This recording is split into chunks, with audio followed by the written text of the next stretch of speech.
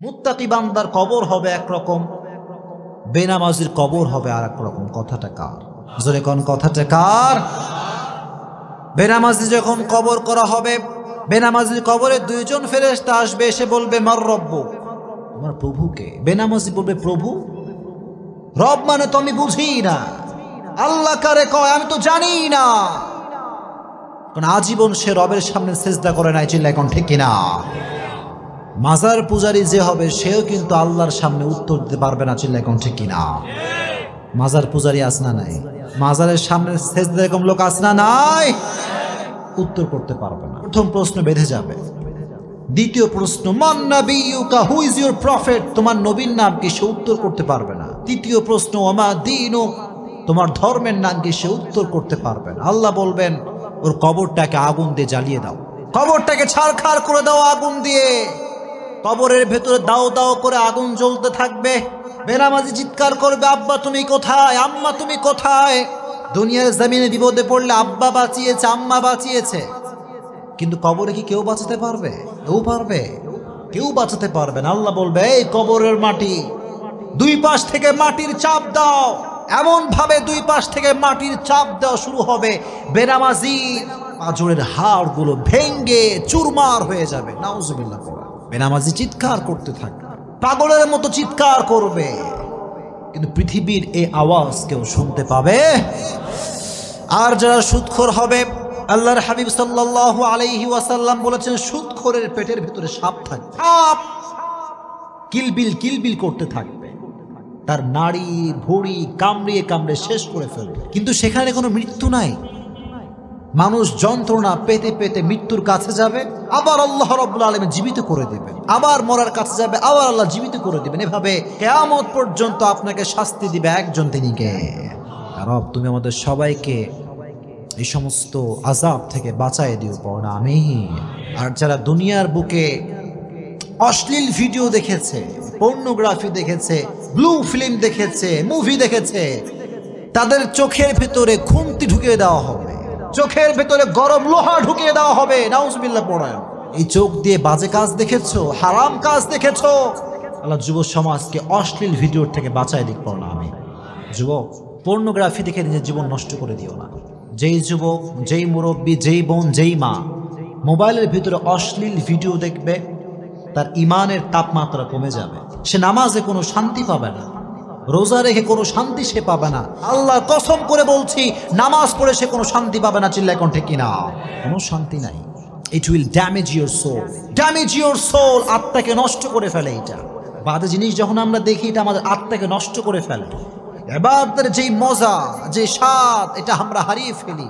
এজন্য আজ থেকে কোনো বাজে ভিডিও আপনারা দেখবেন, যখন দেখবেন। এখন কথা হচ্ছে একটা বিষয় বলে দেই, অনেক সময় আচ্ছা স্মার্টফোন আছে কার কার? দেখি হাত তুলেন তো। স্মার্টফোন আছে কার কার? অ্যান্ড্রয়েড ফোন আছে কার কার? সবার আছে এখানে অ্যান্ড্রয়েড ফোন? আচ্ছা মাশাআল্লাহ, হাত নামান। একটা বিষয় বলে দেই, মাঝে মাঝে দেখবেন অ্যান্ড্রয়েড ফোন খোলার সঙ্গে সঙ্গে বাজে ভিডিও অটোমেটিক চলে আসে। এরকম হয় কি হয় না? হয় কি হয় না? আমাকে অনেক মুরব্বী, অনেক যুবক বলে হুজুর আমার তো কোনো বাজে নিয়ত নেই, আমার মোবাইল অটোমেটিক চলে আসে, এটা আমি কি করতে পারি? আমি বলবো ভাই, নিয়ত দেখে একজন, জোরে কোন কে? দিলে তোমার কি নিয়ত আছে কেউ খবর রাখে না, রাখে একজন, তিনি কে? যখনই বাজে ভিডিও শো করবে চোখের সামনে, স্ক্রল করবেন, বাজে ভিডিও আসার সঙ্গে সঙ্গে এটা কখনো ওপেন করা যাবে? যদি কখনো ওপেন করা যাবে? যদি ওপেন না করেন তাহলে আপনার আমলনামার থেকে সব গুনাহকে কেটে দিবে একজন, তিনি কে? আর যদি ওপেন করে ফেলো যুবক, আমার থেকে তুমি লিখে নিয়ে যাও with full guarantee, full guarantee বলছি, তুমি তোমার চোখকে বাজে জিনিস দেখার থেকে বাঁচাতে পারবা না, চিল্লায় কও ঠিক কিনা? আজ থেকে কোনো বাজে ভিডিও যুবকরা দেখবা, জোরে কও দেখবা। আল্লাহ সমস্ত যুবককে বাজে ভিডিওর থেকে বাঁচায় দিক, পড় না আমিন। এটা বেনামাজির কবর। এবার নামাজির কবর কেমন হবে, মুত্তাকি বান্দার কবর কেমন হবে, এটা আপনারা সবাই শুনবেন ইনশাআল্লাহ। আপনি বিরক্ত হয়ে গেছেন নাকি প্রিয় ভাইরা? সবাই একটা তাকবীর দেন দেখি, লিল্লাহি তাকবীর। যখন নামাজি বান্দাকে কবরস্থ করা হবে, মুরব্বী সাহেবকে যখন কবরে রাখা হবে, দুইজন ফেরেশতা আসবে, এসে বলবে বাঁধাতে হবে। প্রথম প্রশ্ন মার রব্বুক, তোমার রবকে? সঙ্গে সঙ্গে মুত্তাকি বান্দার চোখে মুখে হাসি থাকবে, সুবহানাল্লাহ। মুত্তাকি মুরব্বী যে আজীবন নামাজ পড়ছে, যেই যুবক আজীবন প্রেম কিচ্ছু করে নাই, ওই যুবক বলে তুমি আমার আল্লাহ চিনাও? আজীবন সেজদা করেছি একজনের জন্য, তিনি কে? সবাই বলবে আমার রব একজন, চিল্লায় কোন তিনি কে? আল্লাহ আমার রব, এই রবই আমার সব। পড়েন, আল্লাহ আমার রব, এই রবই আমার সব, দমে দমে তনু মনে তারি অনুভব। ঠিক কিনা? তোমার দুনিয়াতে আমি যেদিকে তাকাই, অথই নিয়ামতে ডুবে আছি সবাই। পাখালির কণ্ঠে শুনি তাসবিহ কলরব, তাসবিহ কলরব। আল্লাহ আমার রব, এই রবই আমার সব। পড়েন, আল্লাহ আমার রব, এই রবই আমার সব। আমার রব আল্লাহ তাআলা। এক নম্বর প্রশ্ন শেষ। ফেরেশতারা অবাক হয়ে যাবে যে কে এটা, মান হুয়া, হু ইজ হি, কে এটা? প্রথম প্রশ্ন করার সঙ্গে সঙ্গে উত্তর দিয়ে দিল কে? মুরব্বী। এই যুবকটা কে? আবার প্রশ্ন করো, মান নাবিয়ুকা, তোমার নবীকে একজন ব্যক্তিকে সামনে দাঁড় করানো হবে, বলা হবে আতারিফু হাযার রাজুল, do you know this person, who is he? তুমি কি জানো ইনি কে? সবাই বলবে যারা মুত্তাকি, নামাজি, মুরব্বী, পর্দাশীল মা বোন, সে বলবে উনি হচ্ছেন আমাদের প্রিয় নবী, বিশ্ব নবী মুহাম্মদ সাল্লাল্লাহু।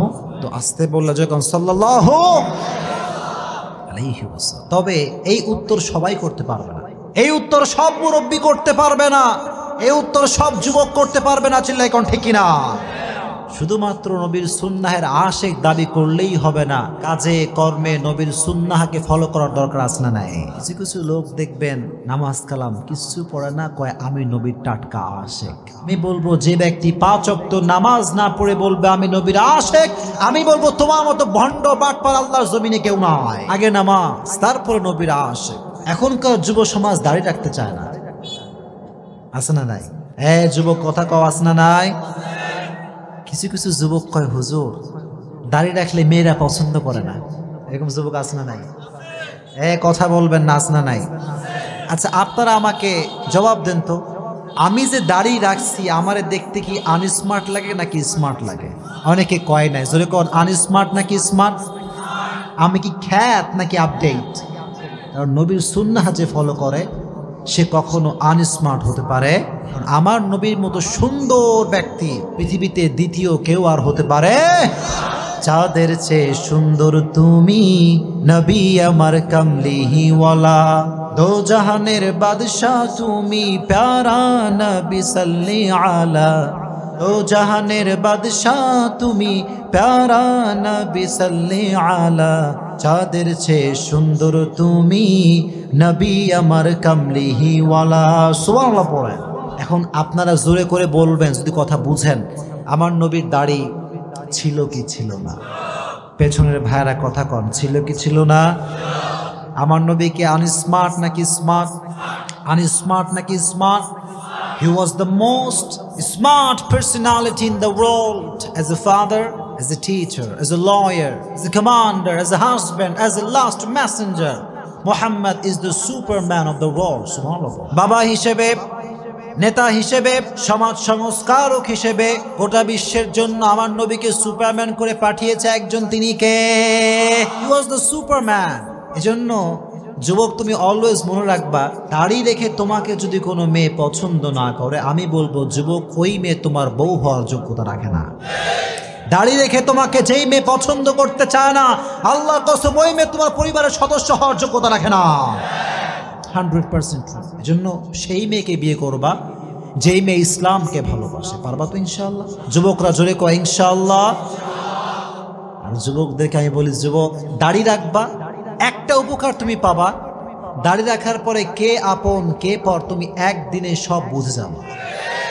আর দাড়ি রেখে তোমাকে সেই মেয়েই পছন্দ করবে যেই মেয়ে প্রকৃতপক্ষের দিনদার। আর দাড়ি রাখলে তোমার থেকে সেই মেয়ে দূরে যাবে যে ইসলামকে ভালোবাসে না। চিল্লাই কও ঠিক কিনা? যুবকরা সবাই দাড়ি রাখবা তো ইনশাআল্লাহ?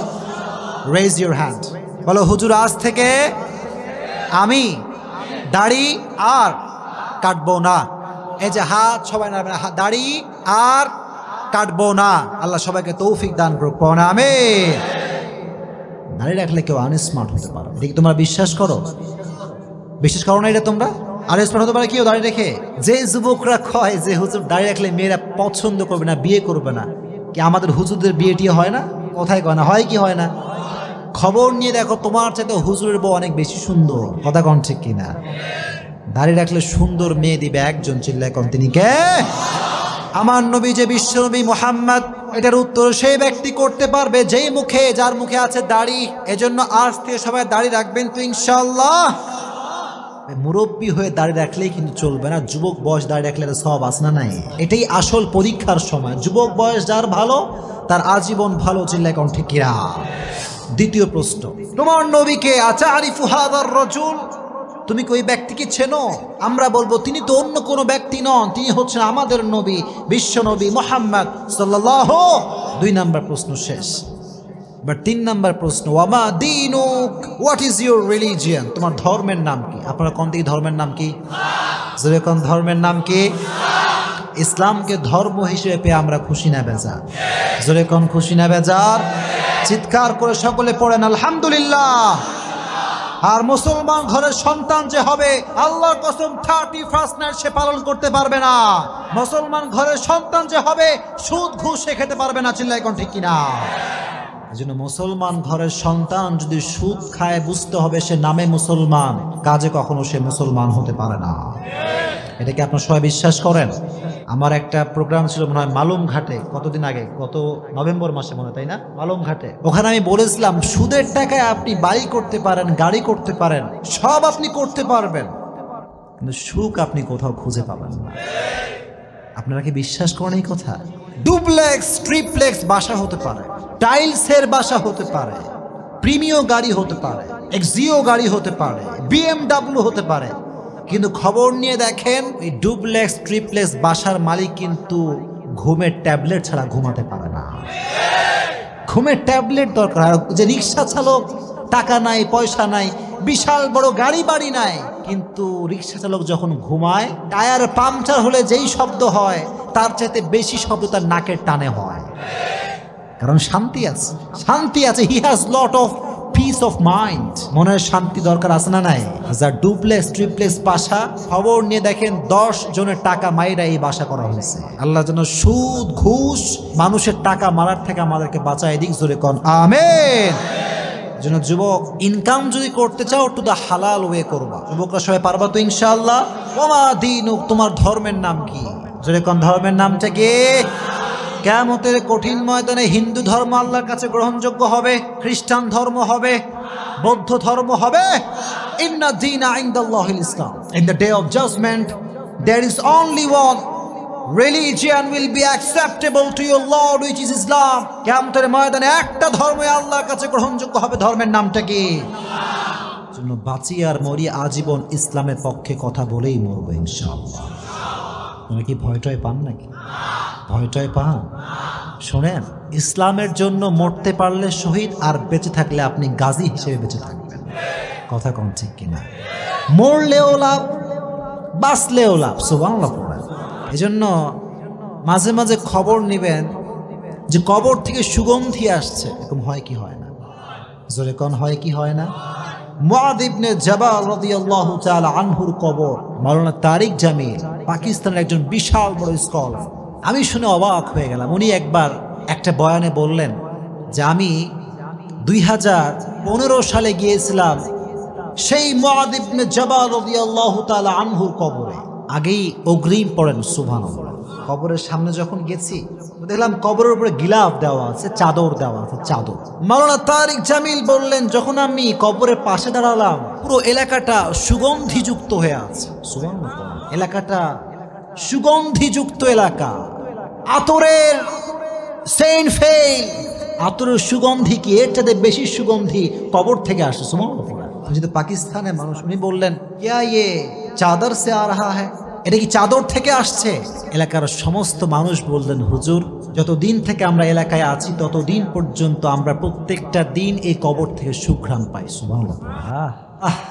কি অসাধারণ একটা বিষয়। উনি বললেন, তাই তো, তাহলে চাদরটা একটু হটানো, চাদরে আমি একটু সুঘ্রাণ নেব। উনি দেখলেন চাদরে কোনো সুঘ্রাণ নাই, সব সুঘ্রাণ মুআয ইবনে জাবাল রাদিয়াল্লাহু তাআলা আনহুর কবর থেকে আসছে। কোন সুবহানাল্লাহ।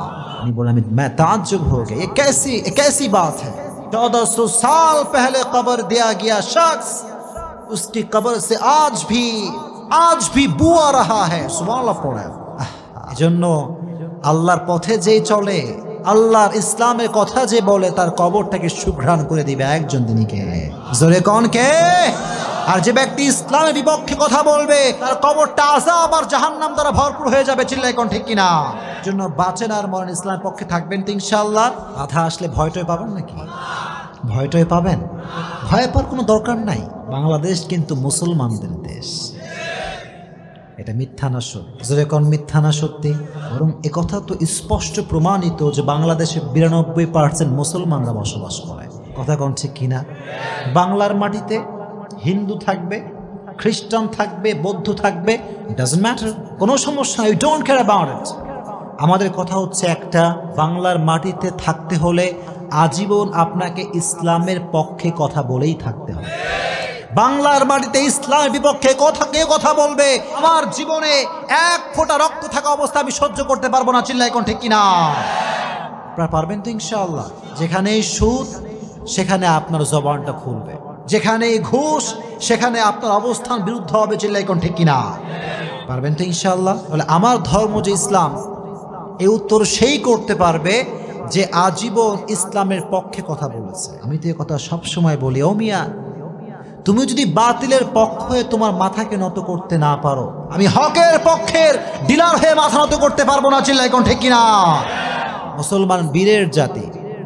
মুসলমান ইসলাম নিয়ে কথা বলে, কারোর দিকে তাকিয়ে মুসলমান কথা বলতে পারে? সে বলবে আমার ধর্মের নাম হচ্ছে ইসলাম। তিনটা প্রশ্ন শেষ। এবার ফেরেশতা বলবে কি ব্যাপার, কি ব্যাপার, তিনটা প্রশ্নের উত্তর করতে পারলো। এবার আর একটা এক্সট্রা প্রশ্ন করা হবে। সুবহানাল্লাহ পড়া। আজীবন শুনছেন তিনটা প্রশ্ন, কিন্তু আজকে শুনে রাখেন মুত্তাকি বান্দার কবরে প্রশ্ন হবে 4টা। জোরে কোন কয়টা? জোরে কোন কয়টা?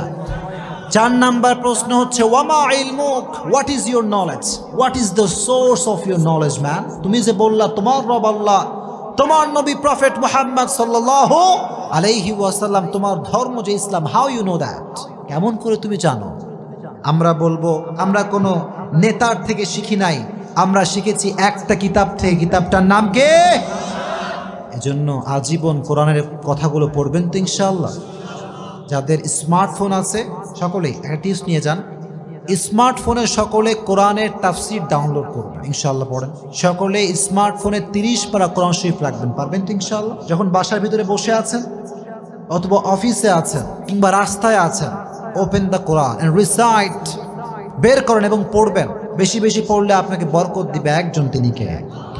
মুরব্বীদেরকে বলছি, স্পেশালি মুরব্বীদেরকে, চায়ের দোকানে বাজে আড্ডা না দিয়ে 3 বার সূরা ইখলাস পড়বেন, আপনার আমল নামায় 1 খতম কোরআন তারা সব অ্যাড হয়ে যাবে। যখন সুবহানাল্লাহ। একজন যুবক, don't waste your time, never ever. সময় নষ্ট করে দিও না, সময়ের অনেক দাম। এজন্য আজ থেকে প্রত্যেকটা সময়ে কোরআন পড়বেন তো ইনশাআল্লাহ। কোরআন পড়লে আপনার জীবনকে আলোকিত করে দিবে একজন, তিনি কে? এবার আল্লাহ বলবেন তোমরা কি এখনো বোঝো না এই বান্দাকে? তোমরা কি বোঝো না এই মুরব্বীটাকে? আল্লাহ বলবে তোমরা কি বোঝো না এই যুবকটাকে? আল্লাহ বলবেন ইফতাহু লাহু বাবুম মিন বাবি আহলিল জান্নাহ। আল্লাহ বলবেন এই বান্দার কবরের সঙ্গে জান্নাতের দরজা খুলে দাও। সুবহানাল্লাহ। আল্লাহ বলবেন নাম কানাউমিল আরুদ, নাম কানাউমিল আরুদ। আল্লাহ বলবেন নববধূর মতো তুমি কিয়ামত পর্যন্ত ঘুমাও। কোন সুবহানাল্লাহ। একজন নববধূ যেমন রাতের বেলা স্বামী এবং স্ত্রী ঘুমায়, কেউ ডাকে না, সারাটা রাত আরাম করে ঘুমায়। আল্লাহ বলবে তোমরাও ঘুমিয়ে যাও, যারা মুত্তাকি নামাজি, তোমরা আজকে ঘুমিয়ে যাও, কিয়ামত পর্যন্ত কেউ তোমার ঘুমে ডিস্টার্ব করবে না। এত আস্তে বললেন, সুবহান সুবহানাল্লাহ। আমরা ঘুমাইলে মা ডাক দেয়, বাপ ডাক দেয়, কল আসে, অমুকে ডাকে তমুকে ডাকে, ডিস্টার্ব আসে না নাই? আল্লাহ বলবে ঘুমাও, এই যুবক তুমি ঘুমাও, ও মা আপনি ঘুমান, কিয়ামত পর্যন্ত কেউ আপনাকে ডিস্টার্ব করতে পারবে না। চিল্লায় এখন আল্লাহু আকবার। কিয়ামত পর্যন্ত আপনি ঘুমাবেন। আর যখন কিয়ামতের সাইরেন শুরু হয়ে যাবে, আল কারিআহ মাল কারিআহ ওয়া মা আদরাকা মাল কারিআহ, বিশাল বড় একটা আওয়াজ হবে, তখন আপনার আমার ঘুম ভেঙে যাবে। ঘুম থেকে উঠে এরকম হাত মুছবেন। আমরা মাঝে মাঝে যখন ঘুম থেকে এরকম করি না, কে রে ডাকলো আমারে, এত সুন্দর ঘুম কে ভাঙালো? বাংলাদেশে মানুষ কয় ঘুম ভাঙায়া গেল রে মরার কোকিলে, আছে না নাই? আচ্ছা, আমার একটা হিসাব বুঝে আসে না, কোকিল নাকি মরা? কোকিল কি মরা? ওই মরা কোকিল আবার জীবিত মানুষের ঘুম ভাঙায় কেমন করে? কথা কোন ঠিক কিনা? তার মানে এই সমস্ত ফালতু গান পৃথিবীতে আর হতে পারে? আল্লাহ বলবে হাদা মা ওয়াদার রহমান ওয়া সাদাকাল মুরসালুন। আল্লাহ বলবেন গোলাম, এই দিন হচ্ছে সেই দিন যেই দিনের ওয়াদা করেছে একজন, তিনি কে?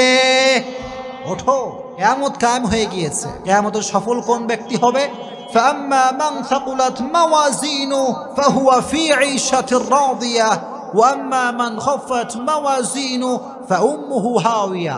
আচ্ছা, কম জান্নাত পাওয়ার জন্য 100-র ভেতরে কয় নাম্বার পাওয়া লাগবে? মাশাআল্লাহ, একজন বলছে 51, আর বাদ বাকিরা কি কয়? কত পাওয়া লাগবে দেখি, কম দেখি। 51? সবাই শিওর 51 পাওয়া লাগবে। দ্যাট মিনস কিয়ামতের কঠিন ময়দানে যার আমলনামা হালকা ভারী হয়ে যাবে, আল্লাহ বলবেন ওর জন্য জান্নাত সুনিশ্চিত। কম সুবহানাল্লাহ, জান্নাত সুনিশ্চিত। রব, তুমি আমাদের সবাইকে কিয়ামতের কঠিন ময়দানে আমলনামাটা ভারী করে দিও, চিল্লায় কোন আমিন। আর যার আমলনামা হালকা হয়ে যাবে, ওয়ানাহান নাফসা আনিল হাওয়া, যে ব্যক্তি নিজেকে গুনাহের থেকে বাঁচাবে, জান্নাত তাকে দিবে একজন, তিনি কে? আর যে আজীবন সুদ খেয়েছে, ঘুষ খেয়েছে, তার আমলনামাটা হালকা হয়ে যাবে, তার জন্য জাহান্নামের ঘোষণা করবে একজন, চিল্লায় কোন তিনি কে? রব, তুমি আমাদের সকলের আমলনামাকে ভারী করে দিও, চিল্লায় কোন আমিন। তাহলে কবরের জীবনে মুক্তি পেতে চাইলে একটা আমল করবেন, প্রত্যেক দিন এশারের নামাজের পরে সূরা মুলক তেলাওয়াত করুন। সূরাটার নাম কি? যদি কোন সূরাটার নাম কি? সূরাতুল মুলক। যুবক ভাইরা, মুরব্বীরা, মা বোনরা, সবাইকে বলছি, এশারের নামাজের পরে বসে আপনি সূরা মুলক তেলাওয়াত করুন। আল্লাহর হাবিব বললেন, মানিআতুম মিন আযাবিল কবর, যে ব্যক্তি প্রত্যেক দিন সূরা মুলক তেলাওয়াত করবে, আল্লাহ রাব্বুল আলামিন তার কবর থেকে সমস্ত আযাবকে মাফ করে দিবে। সুবহানাল্লাহ। সূরা মুলক সবাই পড়বেন তো ইনশাআল্লাহ। আল্লাহ সবাইকে কবরের কঠিন আযাব থেকে বাঁচায় দিক, জোরে কোন আমিন।